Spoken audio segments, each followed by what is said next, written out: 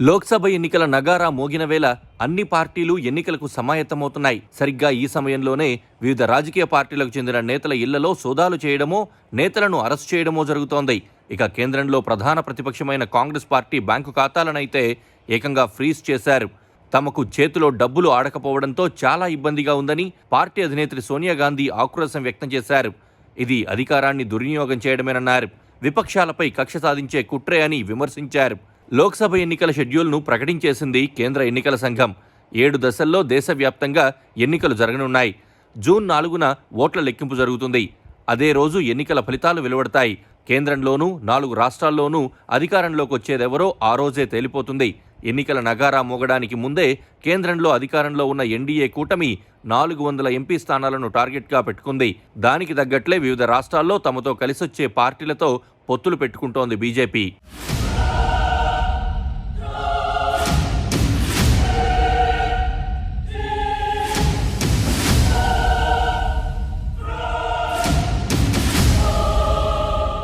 ఎన్డీఏకి ధీటుగా కాంగ్రెస్ నేతృత్వంలోని ఇండియా కూటమి కూడా ఎన్నికల సమరానికి సమాయత్తమవుతోంది.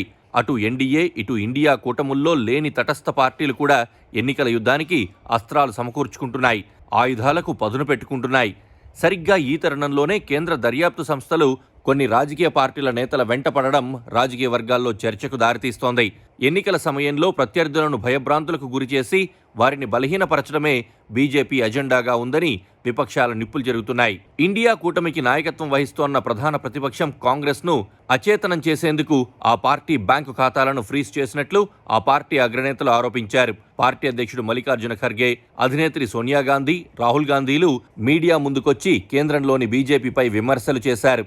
సరిగ్గా ఎన్నికల ముందు బ్యాంకు ఖాతాలను ఫ్రీజ్ చేయడం ద్వారా మా చేతుల్లో డబ్బులు ఆడకుండా చేశారు. దీంతో మా పార్టీ అభ్యర్థులకు, నేతలకు కనీస అవసరాలకు ఇవ్వడానికి కూడా డబ్బులు లేని పరిస్థితి నెలకొంది. విమాన టికెట్లు కాదు, కనీసం రైలు టికెట్లు కొనే పరిస్థితి కూడా లేకుండా చేశారని రాహుల్ గాంధీ ఆరోపించారు. ఇది మంచి పద్ధతి కాదన్నారు.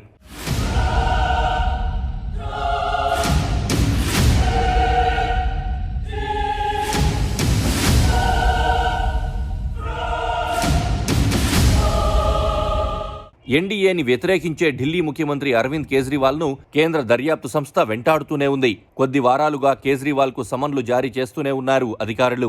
ఎన్నికల సమయంలో కేజ్రీవాల్ను అరెస్ట్ చేస్తే ఆప్ విజయావకాశాలను దెబ్బతీయవచ్చునన్నది బీజేపీ కుట్ర అంటున్నారు వారు. బీజేపీని గట్టిగా విమర్శించే మమతా బెనర్జీకి చెందిన తృణమూల్ కాంగ్రెస్ను దర్యాప్తు సంస్థలు వదలడం లేదు. మమతా పార్టీకి చెందిన ఓ ఎమ్మెల్యే ఇంట్లో సోదాలు చేస్తున్నారు. అదేవిధంగా ఇండియా కూటమిలో భాగస్వాములైన డీఎంకే ఎమ్మెల్యే ఇంట్లోనూ సోదాలు చేస్తున్నారు.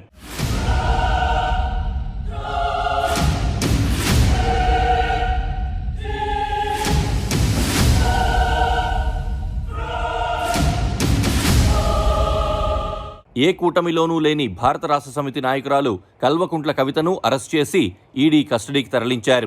గతంలోనే ఆమెను విచారించి వదిలేసిన అధికారులు సరిగ్గా ఎన్నికల సమయంలో అరెస్ట్ చేయడం లోక్సభ ఎన్నికల్లో బీఆర్ఎస్ను దెబ్బతీయడానికేనని రాజకీయ పండితులు అనుమానిస్తున్నారు. మొత్తానికి తమ దారి కడ్డొస్తారనుకున్న పార్టీలను, తమను వ్యతిరేకించే నాయకులను భయభ్రాంతులకు గురి చేయడం ద్వారా ఎన్నికల్లో వారు చురుగ్గా ఉండే పరిస్థితులు లేకుండా చేయాలని బీజేపీ చూస్తోందని విపక్షాలు దుయ్యబట్టాయి. అయితే దర్యాప్తు సంస్థలకు బీజేపీకి సంబంధం లేదని కమలనాథులంటున్నారు. తాము ఎవరినీ టార్గెట్ చేయడం లేదంటున్నారు.